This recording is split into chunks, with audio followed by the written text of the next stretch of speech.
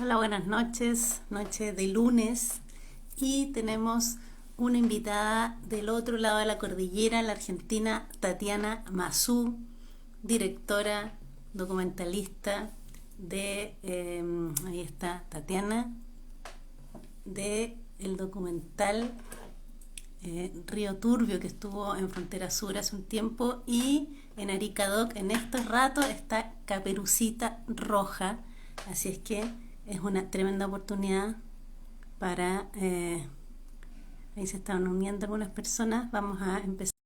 Tatiana Massú, vamos a conversar de feminismo, de la dimensión de clase, de colonialismo, de los cuentos infantiles.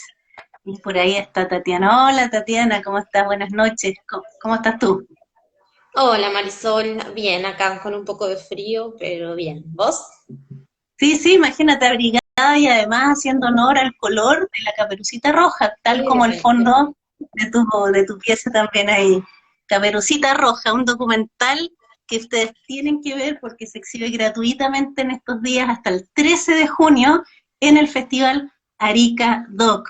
Está reuniendo Arica Doc un grupo de mujeres realizadoras latinoamericanas realmente muy, muy potentes, y son todas creadoras como Tatiana Massú, que está conversando hoy día con nosotros, para quienes están integrando esta conversación. ¿Qué te parece, Tatiana, no sé si llamarlo boom, pero este vínculo entre mujeres y el documental? Parece ser que las mujeres encuentran en ese género en particular un espacio que es más difícil de conseguir en la ficción. También tiene que ver, me imagino, con reflexiones mucho más profundas. Hay un tema de género ahí, yo creo, vinculación entre mujeres y documental. ¿Qué piensas tú al respecto? Sí, puede ser, hay algo, ¿no? Como propio de la industria cinematográfica y sus lógicas mercantiles y verticalistas en la forma de organización y un montón de cuestiones que también, digo, además es un espacio excluyente, es un espacio netamente patriarcal, ¿no? La industria cinematográfica en la división de roles, en los jurados que otorgan los fondos, en un montón de cuestiones. Y puede ser lo que decís, digo, el documental, al ser un espacio, una forma de hacer cine que tiene mucho más que ver o que se puede hacer con escalas de producción más pequeñas, más íntimas, más artesanales, eh, puede ser que a veces haya encontrado, ¿no? Ahí un espacio de experimentación, de trabajo, de juego para las mujeres y las disidencias. Es posible. Digo, algo que a mí me pasó y que en relación a la programación también de esta muestra de Arica Doc, es que me ha llevado y que me alegra como ser parte, rodeada de películas como la peli de Lorena, las películas de Tiziana, de Mari Jiménez, todas películas que me gustan muchísimo, es que tardé muchos años, hasta hace algunos años, en, en conocer a un montón de realizadoras, ¿no? De realizadoras documentalistas de los años 60, 70, 80, 90, que por ahí cuando uno estudia cine, nunca se nos habla de esas realizadoras, ¿no? E incluso, no sé, de cineastas del documental experimental norteamericano de los 60, 70, que fueron súper fuertes también, ligadas al feminismo y al movimiento lésbico. Y de repente es como ir armando una genealogía, ¿no? Que hay que ir haciendo la contracorriente para encontrar de dónde venimos, porque de algún lugar venimos, y otras, para encontrar cómplices y otras personas que vienen construyendo a lo largo de las generaciones en ese mismo camino. Bueno, justamente en ese construir o en ese tejer redes, en esas costuras, tiene mucho que ver con tu documental. Estamos saludando ahí a las personas que se están incorporando. Caperucita Roja, un clásico en términos de libros infantiles, pero acá una mirada sobre justamente tu genealogía, tus ancestras, particularmente la figura de tu abuela, una mujer que hasta los 80 y tantos años seguía cosiendo como costurera y que tiene una historia muy dura en su infancia, ¿verdad?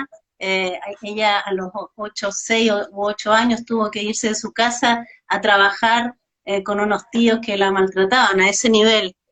¿Cómo es el tema justamente de ir tramando, de ir tejiendo, de ir surciendo?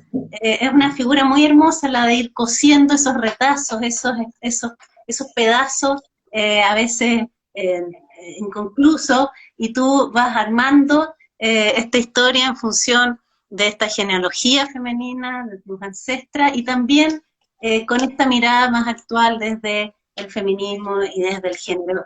Cuéntame un poquito más de esto del tejer, que además en el afiche, en uno de los afiches de la película Caperucita Roja, que me parece que lo hizo tu hermana, realmente Sí.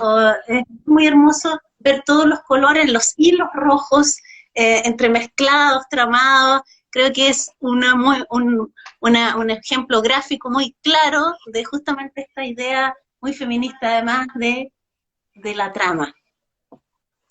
Yo crecí en el taller de costura de mi abuela, por decirlo de alguna manera, porque cuando mis papás se iban a trabajar me dejaban al cuidado de ella y ella trabajaba en su casa cosiendo y me ponía a mí una mantita en el piso y yo la acompañaba, ¿no? Durante horas jugando al lado de ella y durante esas horas ella me contaba cuentos, me contaba anécdotas de su vida, su historia en España.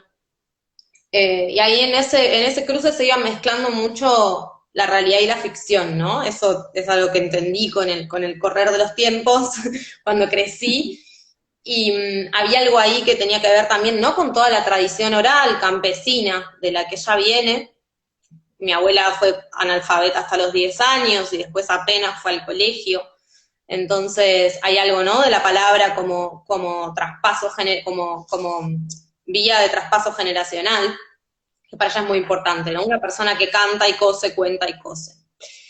Y cuando, siempre supe que quería hacer algo con ella porque siempre me pareció una narradora fabulosa y porque sus contradicciones siempre me llamaron muchísimo la atención, ¿no? Una mujer criada, nacida y criada prácticamente en el franquismo, con todo lo que eso implicaba, ¿no? En la España de los 30, educada en el cristianismo súper fuertemente. Y cuando ella, pero sin embargo siempre escapando, ¿no? Siempre escapando de todo lo que de una u otra manera le resultaba opresivo. Desde sus tíos que la hacían trabajar a los 7, 8, 9 años y se escapó sola por el monte en ese momento, hasta después sucesivamente en todas sus experiencias laborales donde se sintió oprimida, hasta el día de hoy, que es capaz de decir que hoy se da cuenta de que no se hubiera casado en realidad y que se casó solo porque quería tener hijos. Entonces, en medio de todo eso, pensando en un momento cuando yo recién empezaba a estudiar cine, pensaba que quería hacer una película de ficción, no sé, porque justamente pensaba que eso era el cine, ¿no? Después fui entendiendo que el cine también podía hacer otras cosas, podía hacer algo que diera cuenta de esta existencia como fragmentaria y rota en la que vivimos, por ejemplo, las mujeres, entre otros tantos sectores oprimidos, y cómo eso también se podía como volcar o traducir formalmente al cine, en imágenes, en sonidos, en una forma de pensar el montaje. Entonces ahí me volqué a trabajar con la realidad. Y eso coincidió justamente con más o menos el momento en el que empieza la película, es el 2015, que es cuando también acá en Argentina empieza fuertemente a consolidarse como lo que hoy en día por ahí es la marea verde o el movimiento transfeminista como con más solidez. Y en ese momento me empiezo a preguntar, ¿no? Como de dónde veníamos generacionalmente un montón de las mujeres y lesbianas y personas trans que estábamos en la calle en ese momento luchando por nuestros derechos. Y entonces me acerqué a la historia de mi abuela de otra manera. Empecé a ver la historia de mi abuela de otra manera. Y a la vez yo también trabajo como directora de arte y como vestuarista. Entonces fue como un cerrar cierto círculo, ¿no? Y volver a ella a que me diera unas clases de costura y aprovechar ese encuentro para charlar y empezar a tramar, justamente, que fue, de hecho, yo no trabajo con guión, no, nunca trabajé con guiones, no me gusta, escribo cosas, apuntes, notas, dibujitos, cositas, y lo uso medio como mapa para explorar. Pero sí, la palabra trama era una palabra que para mí era muy clave, porque sentía que por un lado nos permitía hablar de la trama en términos de relato, de esas historias de vida, sentía que a la vez la palabra trama tenía que ver con la costura y a la vez sentía que la palabra trama tenía que ver con la del bosque, ¿no? Con esas ramas que se entrelazan. Y esa fue siempre una palabra que estuvo súper presente a la hora de pensar y de sentir la película y de atravesar como todo el proceso y de diseñar también el mundo visual y sonoro de la película. Y respecto justamente de la mirada que tú tenías de tu abuela, ¿podrías decir que antes de esta marea verde o de esta mirada más desde el género y más feminista, tú la confrontabas más tal vez o la entendías menos? Porque ideológicamente tienen posturas divergentes en algunos momentos. Sin embargo, haciendo la analogía con la Caperucita Roja, ambas en distintas épocas enfrentan el mismo lobo, que tiene que ver con el patriarcado, con las diferencias salariales, con una infinidad de situaciones respecto del propio cuerpo. ¿Cómo cambió tu mirada hacia tu abuela en relación desde el feminismo? ¿La comprendiste mejor? Sí, totalmente. Yo siempre discutí con ella desde muy chiquita porque crecí en una casa con papás con sensibilidad de izquierda, con papás muy de llevarme a las marchas desde chiquita, de acatar los paros, y en una casa laica, una casa atea, y de repente venía y pasaba mucho tiempo acá con mi abuela y me encontraba con otro universo, y mi abuela escuchando siempre fan de una radio de ultraderecha acá argentina, mientras cosía y discutíamos desde muy, muy chiquitas, y con mi hermana también. Y en un momento en la adolescencia se volvió como fuertemente confrontativo el vínculo. Y sí, ya cuando yo ya estaba en la universidad y empecé también a militar y empecé a organizarme en la universidad y cercana a organizaciones de izquierda y organizaciones feministas y empezar a pensar más la estructura, ¿no?, social con otra cabeza, eso me permitió acercarme a ella desde otro lugar, como sin dejar de confrontar, porque igual en la peli de alguna u otra manera confrontamos, pero confrontar desde pensarla como de una igual, producto de la sociedad en la que le tocó crecer y yo en la que me tocó crecer a mí, y intentar como generar algo a partir de ese diálogo, ¿no? A partir de esa grieta como, no sé, dialéctica de alguna manera, ¿no? Como, y también entender como cierta curiosidad y cierto interés en entender esas contradicciones, ¿no? De dónde vienen, qué instituciones forjan esas contradicciones. Justamente en esta idea más dialéctica, ¿cómo es tu postura respecto de la narración más clásica? En la película, para quienes se están integrando, Caperucita Roja, un documental que ustedes pueden ver gratuitamente en Arica Doc, un festival de documentales hasta el 13 de junio, ahí se ve cómo tú tienes saltos, no hay una linealidad tradicional, una narrativa típica, como tú señalabas en otra entrevista, el mejor ejemplo es tu propio pelo, distintos colores de pelo, como vamos viendo ahí, que no hay ninguna lógica respecto de la temporalidad. ¿Cómo siempre pensaste en una película que tuviera salto o que no se formara con esta lógica más convencional o se fue dando esta situación? ¿Cómo lograste justamente en esta idea de unir los retazos, de la costura, de coser? ¿Cómo fuiste montando estas piezas que no eran en una lógica lineal tradicional?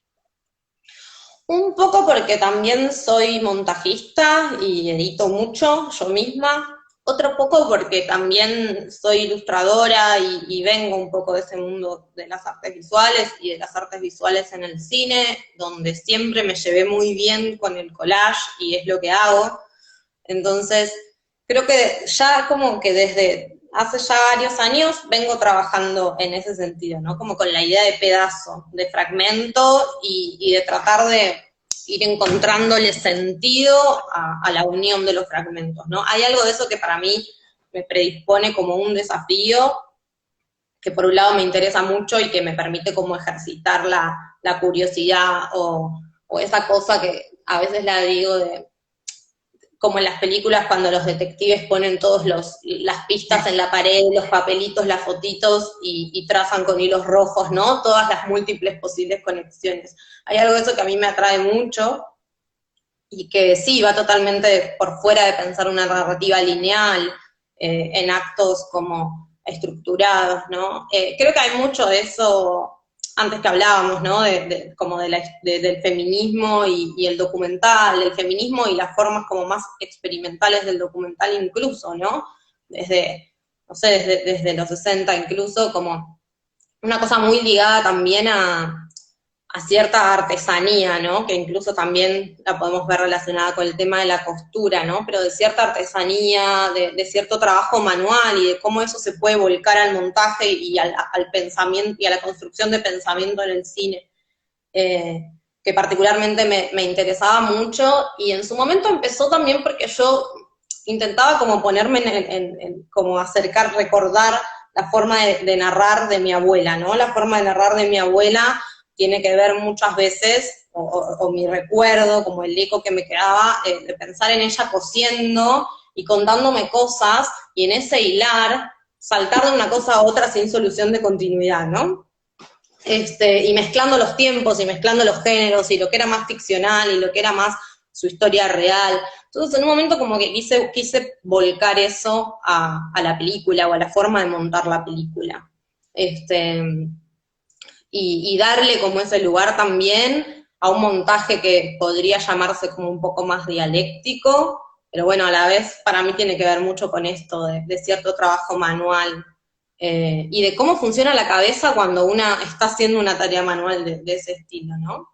Eh, Después esto por ahí, en mi peli siguiente, en Río Turbio, se desarrolló como todavía más, es una peli que todavía es más fragmentaria y se vale como de más materiales, más recursos.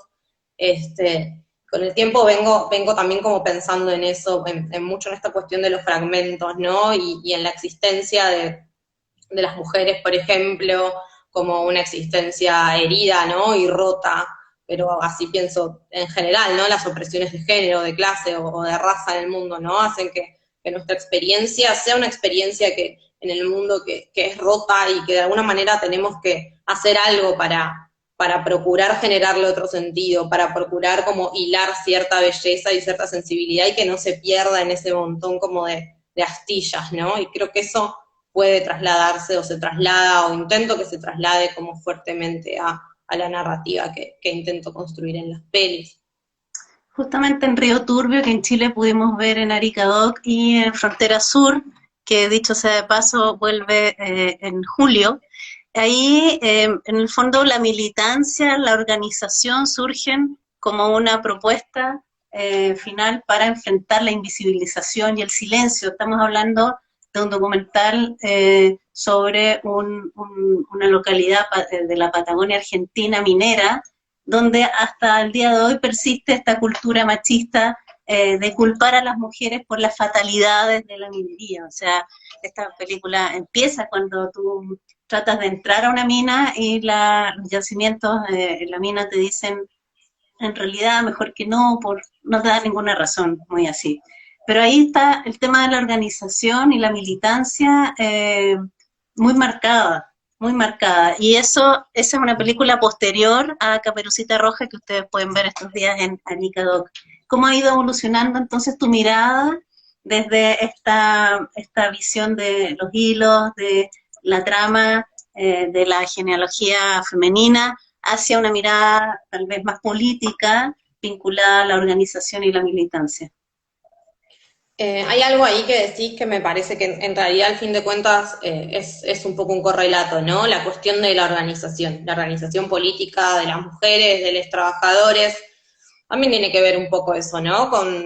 Existimos en esta sociedad que intenta llevarnos a pensar que somos individuos aislados, ¿no? Como compartimentos estancos, y un poco la resistencia tiene que ver todo el tiempo con eso, con intentar agrupar esas individualidades en una trama también colectiva y de organización política, y creo que para mí narrar estas historias que tienen que ver con eso, particularmente en el caso de Río Turbio, donde se narra un proceso de de organización de mujeres en un contexto súper opresivo.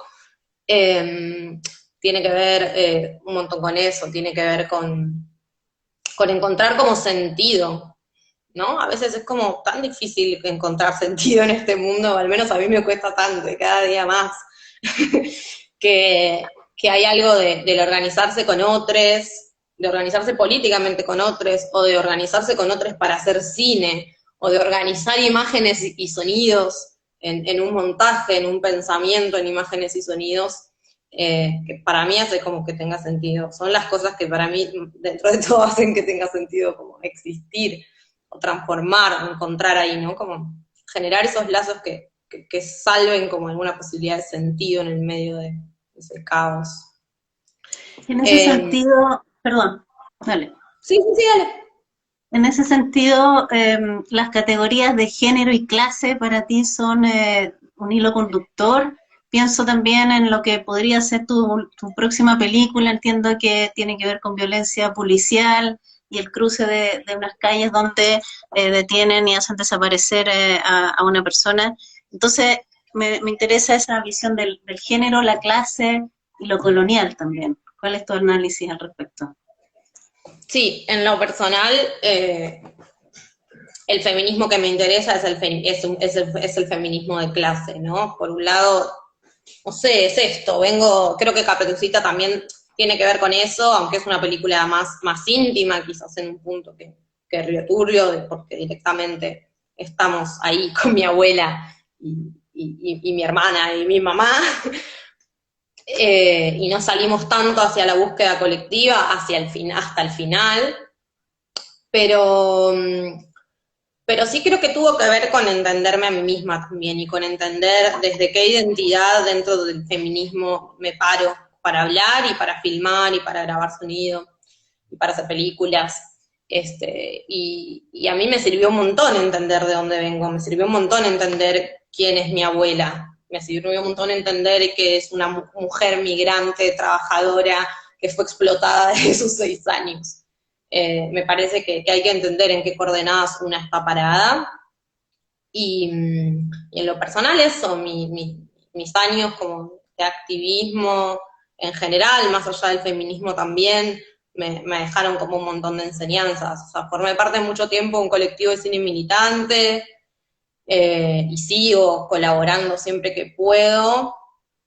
Y estuve muy cerca de muchos conflictos obreros, fabriles, sindicales, durante, no sé, varios años, desde el 2010 más o menos. Entonces es algo que a mí me moviliza, me sensibiliza y que me fue enseñando un montón de cosas. De hecho, en Río Turbio, que particularmente la película expone el proceso de organización de un sector de trabajadoras, pero también de mujeres de mineros, ¿no? Y de todas aquellas que tienen el no ante todo, ese asunto de las comisiones de mujeres en los conflictos sindicales fue algo a lo que yo llegué y un tipo de espacio con el que yo me vinculé en mis años de militancia, acercándome a conflictos sindicales, donde veía este desplazamiento, pero a la vez esa puja, esa pequeña organización que era chiquitita, que no era la que tenía el foco de la atención, pero que era indispensable, ¿no? Y eso fue como motorizándose. Y en términos prácticos, el hacer cine hoy, cada vez hay más posibilidades en términos de lo digital, sin duda, pero a la vez es bastante más complejo. ¿Cómo se hace cine independiente? Tú hablaste de colectivos, yo entiendo que tú trabajas en uno con un nombre muy particular, que me podrías explicar por qué. Antes muerto cine, eso me recuerda como antes muerta que sencilla, no sé, y cómo funcionan en ese colectivo en que todos dirigen, pero a la vez tienen otros oficios en el cine. ¿Cómo se van organizando? ¿Se hacen, van priorizando un tema u otro? ¿Todos ayudan a un proyecto? ¿Cómo lo dirige uno? ¿Dirigen varios? ¿Cómo es el proceso de Antes Muerto Cine? Antes Muerto Cine empezó a existir en 2010 más o menos, cuando con Joaquín codirigimos nuestra primera película, que es El estado de las cosas, que está en YouTube si quieren buscar. trabajando con amigues, ¿no? Y inicialmente éramos nosotros dos soles, nada, en pleno mitad de nuestra carrera universitaria, siendo todavía súper chicos, era lo primero que hacíamos, y, y con el tiempo empezamos a darnos cuenta de que había como una red. En particular, se consolidó en un momento de tomas universitarias bastante fuerte, que hubo acá en 2010 y luego en 2012, y en ese momento nos conocimos a un montón de amigues con los que empezamos a filmar, y que nos ayudaron en esta primera película, ¿no? Con el tiempo seguimos como reincidiendo, filmando con esos amigues, y con el tiempo eso se fue como cristalizando en lo que hoy es Antes Muerto Cine, que funciona como funcionamos hoy, hace 2 años, y somos 6 personas, que la mayoría dirige, y además hacemos otras cosas. Digo, además hay compañeros que trabajan más en el sonido, otras personas que, como yo, editan o trabajan en el área de arte, gente que trabaja más en el área de producción, gente que tiene formación más como guionista, pero a la vez en todos los casos trabajamos como directores también. Es difícil hacer cine independiente desde ya, sobre todo porque la mayoría de nosotros trabaja de otras cosas o va trabajando de a ratos de otras cosas para poder, no sé, pagar el alquiler, la comida, los impuestos, las cosas que hay que pagar para sobrevivir en este mundo, y que por ahora la envergadura de nuestras películas no nos permite como autosustentarnos exclusivamente de nuestras películas, pero tratamos de lograrlo. Eso obviamente siempre depende de cuánto interés tiene el Estado también en financiar este tipo de cine. Como hablábamos hoy más temprano, en este momento acá es bastante, estamos en un momento como bastante complicado, ¿no? Con el macrismo, con el gobierno anterior, se congeló mucho el Instituto de Cine, se empezó a aplicar una política de bastante ajuste sobre el apoyo al cine independiente en particular, en detrimento del apoyo al cine independiente y el aumento del apoyo a las grandes producciones, y lamentablemente con el nuevo gobierno esa política continuó, y ahora estamos en pleno debate, que me consultabas antes, en primer lugar porque hay una cosa que va a caducar dentro de poco y que implica la caducidad de que el Inca obtenga sus recursos propios de los impuestos de los que se financia para poder financiar las películas. Entonces eso es como un riesgo como inmediato, que es algo que hay que tratar de frenar. Pero en términos más generales, se están desarrollando como un montón de acuerdos con Netflix y ese tipo de empresas que, nada, el gran riesgo y lo que se está temiendo en este momento es que la mayor parte de los fondos públicos para financiamiento vayan justamente a las empresas que no precisan del apoyo estatal para producir y existir, porque tienen sus propias ganancias enormes, y que el tipo de cine que hacemos nosotros, más artesanal, más pequeño, más autogestivo y más experimental también en su forma, y más contestatario también políticamente, sea el cine que quede sin fondos, ¿no? Y eso complicaría mucho las cosas, más de lo que ya están en este momento de pandemia y crisis mundial. O sea, claro, imagínate justamente en pandemia que los trabajadores de la cultura han sido de los más complicados y donde además la cultura ha sido fundamental para sobrevivir a esta pesadilla. O sea, ahí se ha notado durante este año y tanto que llevamos en esta situación, en lo básico que es y lo clave en nuestras vidas tener historias, cultura, y ha sido la posibilidad de refugiarnos en tiempos tan dolorosos, de tanta pérdida de vida humana. Es fundamental el rol de los y las trabajadoras. En relación justamente al mundo del trabajo, me parece muy interesante los contrapuntos que hay, volviendo a Caperucita Roja, este documental de Tatiana Massú, que ustedes pueden ver en Arica Doc, para toda Latinoamérica, así que se nos están viendo ahí también de Argentina o de otros países, es una muestra de realizadoras latinoamericanas para toda Latinoamérica. Bueno, y ahí es muy interesante el caso de tu abuela, como finalmente ella, desde los 8 años que trabaja hasta los 80, Y tú también hablas de la precariedad de los empleos actuales y cómo también te quedan debiendo plata, digamos. Ahí también hay un punto de encuentro, aunque ella tira unas frases ahí como cuestionando poco menos que todos los obreros son flojos y por eso no avanza el país, pero es muy interesante el contrapunto y el tema en relación al mundo del trabajo. Ambas son trabajadoras. Total, a mí me interesa mucho esa escena en la que ella me cuenta, ¿no? Como sus situaciones de precariedad laboral y yo le comparto mi reciente situación de precariedad laboral, porque porque en ese momento ella me saca como una ventaja, ¿no? Hay como otras situaciones en las que yo le discuto, como por ejemplo ese momento, ¿no? En el que le digo como, ¿por qué no sos dueña de una fábrica entonces? ¿No? Hay como meter ese picante ahí, pero después hay como ese otro momento que de alguna manera, va, para mí en la estructura se genera como un acercamiento, como una inversión, porque en ese momento yo le cuento lo que me viene sucediendo a mí, y ella me recrimina como, ¿cómo no reclamaste lo que te debían, ¿no? Creo que se da como un poco esa inversión o esas contradicciones que para mí como pujan del relato también, empujan el relato. Y otro punto importante y muy valiente de tu parte, me parece, es esta confrontación en relación a los derechos sexuales y reproductivos de las mujeres. Cuando tú planteas abiertamente la situación por la que pasaste a pesar de haberte cuidado. Me pareció muy valiente, como te digo, porque esta marea verde del 2015 estaba comenzando. Ustedes ahora ya tienen una ley de aborto gratuito, legal, pero en ese momento la situación no era así, como en Chile que tenemos apenas las tres causales. Le diste mucha vuelta a cómo iba a ser ese intercambio, esa conversación. Ambas son mujeres, ambas tuvieron una etapa de reproducción, no, ser reproductivas, digamos, tener la posibilidad de los derechos sexuales y reproductivos. ¿Cómo fue esa decisión?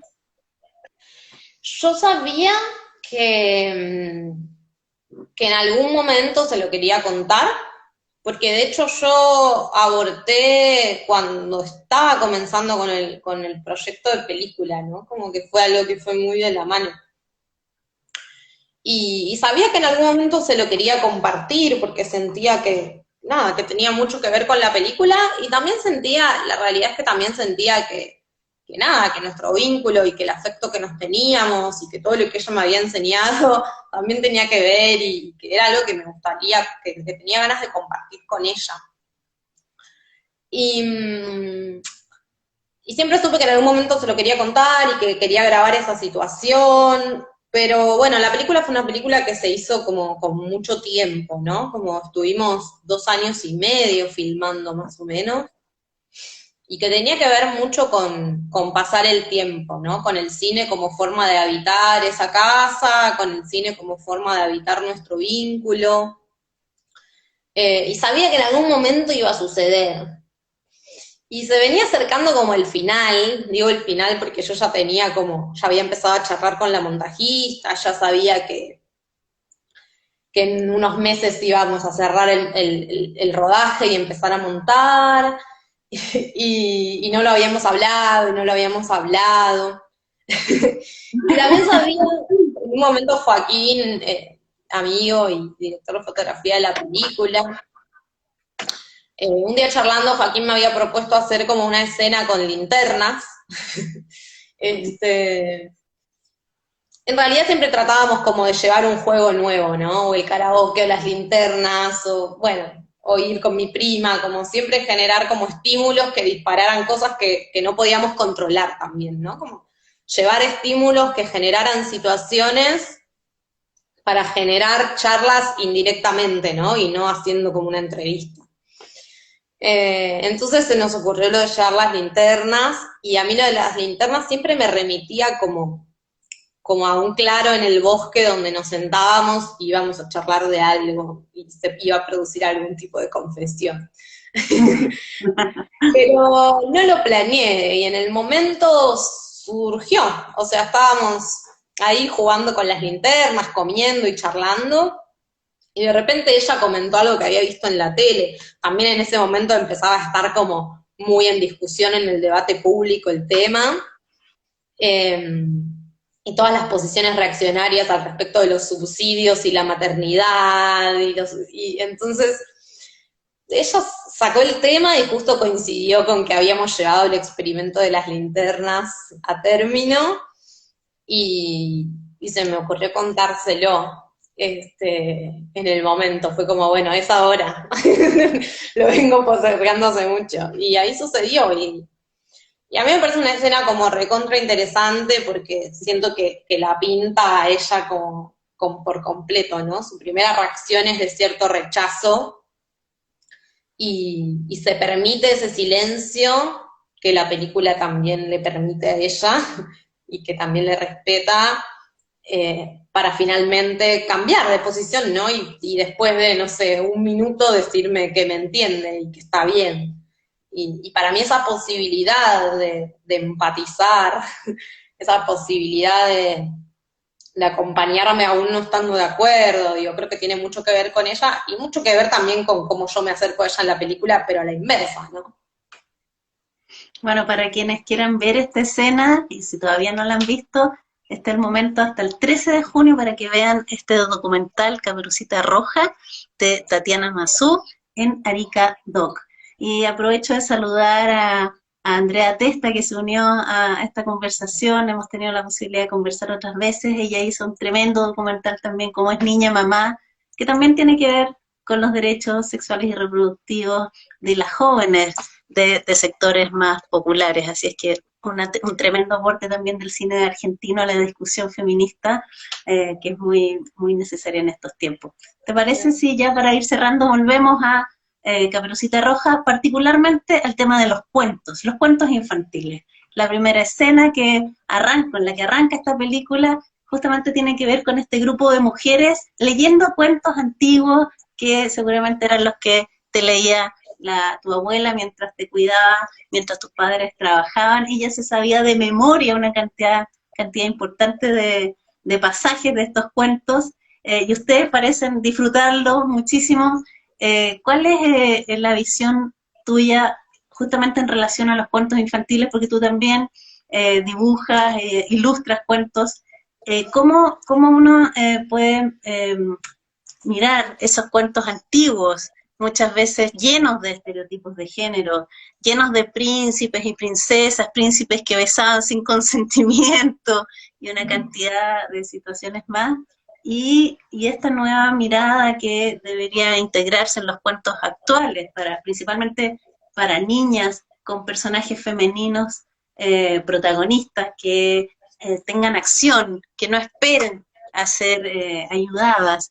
Y en ese sentido también me gustaría que hablaras un poquito de esos recursos que usas en Caperucita Roja, que tienen que ver con esa cosa mágica de los cuentos, la manzana, la zapatilla de cristal o el zapatito, que son típicos de los cuentos de antiguos. Mando ahí un abrazo a Andy, que saludo. Este, Sepa sí, San Martín, crecí, también saludos. Directivo chileno. crecí ahí además de crecer con mi abuela, que es una gran narradora oral, crecí con mi mamá, que es una profe de literatura, entonces, de alguna manera, la literatura, desde que yo soy muy, muy chiquita, estuvo como súper presente y siendo parte de mi vida en todas sus formas, ¿no? Las más hegemónicas y las menos hegemónicas.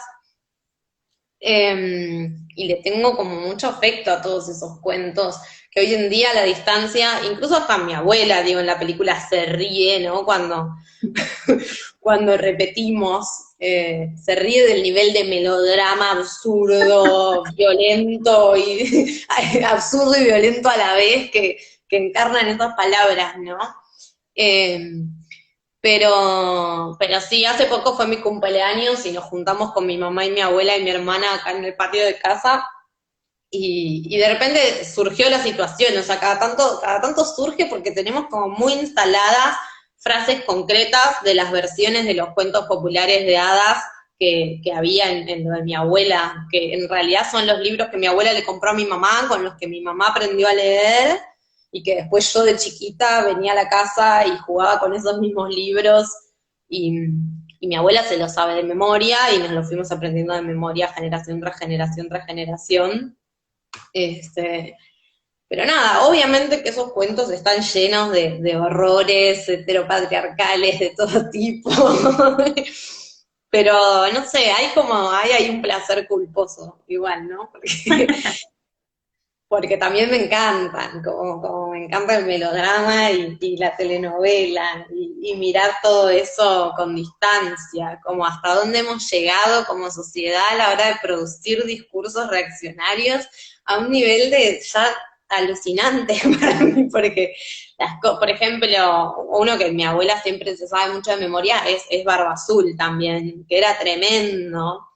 Y en un momento de la vida, mi abuela repite frases de ese cuento en su vida cotidiana. Por ejemplo, Barba Azul decía, baja pronto, condenada, en el libro que tenía mi mamá chiquita, y mi abuela lo ha incorporado en su vida, y nos lo decía a nosotras para que bajáramos de la terraza en chiste, ¿no? Mismo ella, aún criada en una sociedad con ese tipo de relatos mucho menos cuestionados, desde el humor los cuestionan, ¿no? Como hay algo que le hace ruido, a mí eso me parece fantástico. Tu abuela es tremendo personaje en realidad. Hay un tema que se me escapaba que tiene que ver con algunos recursos que tú usas, principalmente en Río Turbio, pero que ya se ve un antecedente en Caperucita Roja, por ejemplo, en relación a los patrones, estos recursos gráficos, los patrones de costura, y luego en Río Turbio, bueno, la mezcla entre distintos formatos, DVD, qué sé yo, y estos mapas, estos planos de la mina, el sonido de la impresora, ¿cómo fue ese proceso hacia incorporar estos otros elementos que también tienen mucho de sonido, que además implica la exageración y la ampliación hasta la pixelación de una fotografía, como en el caso de Río Turbio? Esa fotografía, finalmente yo había entendido que era de tu abuela, pero ahora que conozco a tu Es abuela... mi otra abuela, es mi abuela Ah, paterna. ya, ya. Mira, por los dos lados tienes abuelas ahí con mucha onda. Sí, sí, sí. Sí, hay algo, bueno, ahora tengo poca luz acá para mostrarte algunas cosas, pero soy muy coleccionista en un punto, ¿no? Colecciono muchos objetitos curiosos, antigüedades, papeles. Tengo ahí un problema con eso, un mal de archivo terrible. Y eso en algún momento se fue volcando al cine, pero me interesa un montón como la capacidad evocativa o sensorial o incluso lúdica, ¿no? Que tienen incorporar otros materiales al cine, incorporar cualquier cosa. Me gusta un poco pensar que cualquier cosa puede ser parte de una película, cualquier material, cualquier objeto, cualquier imagen, cualquier sonido, y es algo que me interesa como seguir profundizando y llevar como cada vez más al extremo, como pensar que de cualquier cosa se puede hacer una película, que las películas pueden estar hechas de cualquier material, eso me interesa muchísimo, y me interesa muchísimo como forma, volviendo a esto, ¿no? De lo artesanal también de hacer una película contra cualquier lenguaje, y sobre todo en este momento en el que hay como una apología o fetichismo de la imagen 4K con extrema definición, donde todo tiene que ser nítido, y a mí me parece que la realidad es tanto más confusa y tanto más difusa. Entonces siento que todas estas imágenes, por ejemplo, o estos sonidos, nos permiten no como ver esas capas que medio, como dicen Río Turbio, como capas geológicas de la memoria, ¿no? Los distintos formatos de video, los distintos materiales gráficos. Y también hay algo de explorar la sensibilidad y la curiosidad, digo, yo soy una nerd insoportable, entonces soy una persona como súper curiosa y muy de eso, de archivar, de acumular, de investigar, y me gusta dar cuenta de eso en las películas, también como con el afán de despertar eso en otros, ¿no? Como Y pensando en ir también a este lugar medio brechtiano, de cómo generar ese sacudón, él decía distanciamiento, ¿no? Como, a ver, cómo ver de otra manera lo que vemos todos los días, cómo volver a interrogarlo. Hay un texto de George Perec que a mí me encanta, que es Acercamientos a qué, y él empieza a decir, bueno, hay que interrogar al vidrio, al ladrillo, a nuestras cucharitas con las que comemos, ¿no? Como cómo siempre se puede indagar más en lo cotidiano. Hay algo de eso que a mí me encanta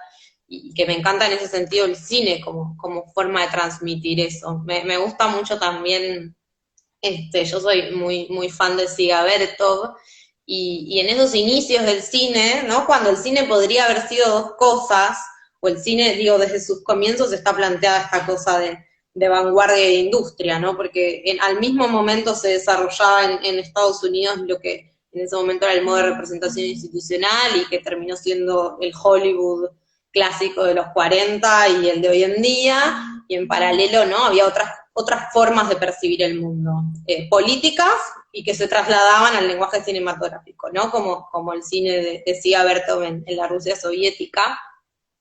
Y él estaba también obsesionado con los microscopios, con los telescopios y con que eso se pudiera volcar al cine, como cómo mirar de otra manera todo el tiempo todo, y a mí eso me parece como maravilloso. Bueno, ahora sí para ir cerrando y en relación a tu próxima película que tiene que ver justamente con violencia policial, desaparición, me gustaría si nos puedes contar un poco cuál es la situación respecto de este chico trans, Tehuel, cuál es, en qué está, si se ha sabido algo, ha habido harta movilización al respecto, entiendo. Bien, desde el 11 de marzo que Tehuel de la Torre está desaparecido. Tehuel es un chico trans, un varón trans, que fue a una entrevista de trabajo y nunca volvió a su casa.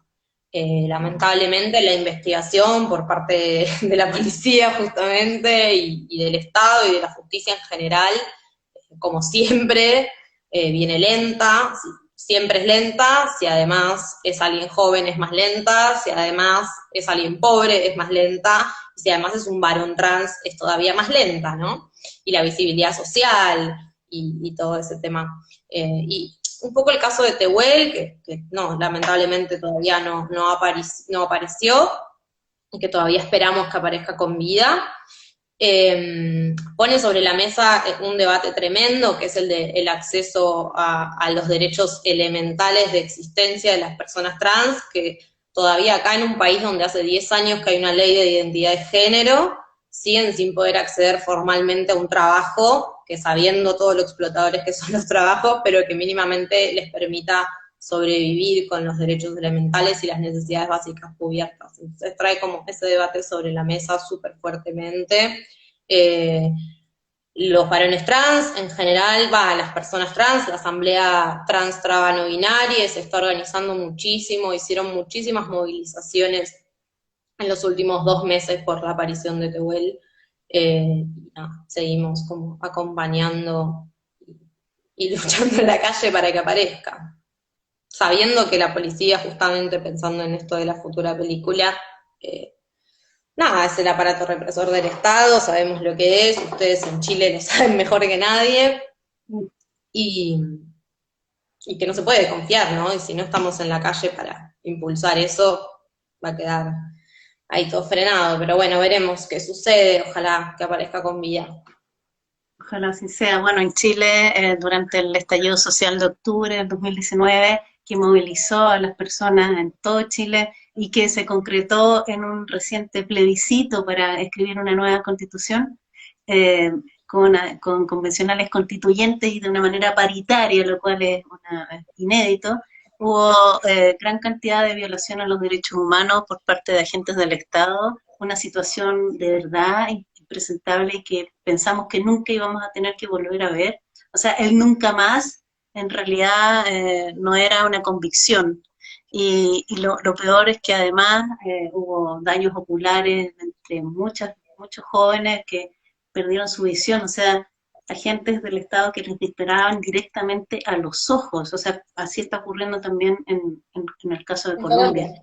y hay una impunidad impresionante, o sea, de la cantidad de denuncias que se hicieron por violación a los derechos humanos, en la mayoría de los casos ni siquiera los han llamado a declarar y apenas hay una condena hacia a un policía, entonces una situación que te remite a los peores tiempos dictatoriales, entonces hay que estar realmente muy alerta en Latinoamérica con las regresiones autoritarias y particularmente en pandemia también mucho control, o sea, nosotros vivimos hace ya un año y un par de meses con toque de queda, o sea, puede haber situaciones sanitarias, pero en este caso la mayoría son disfrazadas y es básicamente coerción social, o sea, control social. Y esa es la situación en pleno siglo XXI y por eso tenemos que estar muy, muy alerta y esperamos que tu película también pueda abordar esas temáticas porque es fundamental el cine independiente justamente para visibilizar esos abusos. Te quiero agradecer infinitamente esta conversación. Hace tiempo que tenía ganas de conversar contigo. Arica Doc lo hizo posible gracias a que trajo Caperucita Roja a Chile. Río Turbio también ha estado por aquí, así es que un abrazo grande, que sigas creando y muchas gracias por tus películas, Tatiana. Un abrazo para vos, Marisol, mil gracias por el espacio, por la charla, y nada, bueno, fuerza, Muchas gracias, siempre. igual, cuídense mucho. Chao, chao.